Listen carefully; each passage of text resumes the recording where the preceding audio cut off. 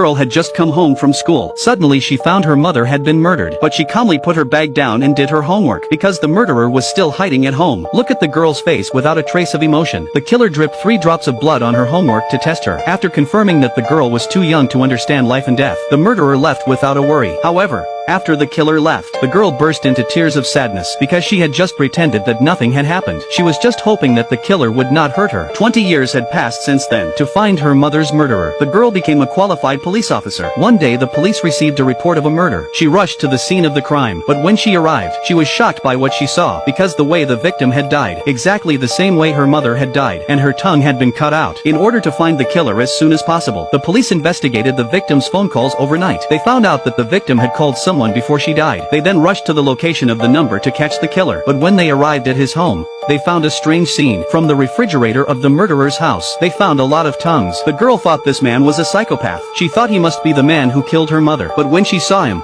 she denied it because he was only 20 years old at the time. Her mother's death was 20 years ago. It couldn't have been her mother's murderer. But when the police came to the prison later to investigate further, something unexpected happened.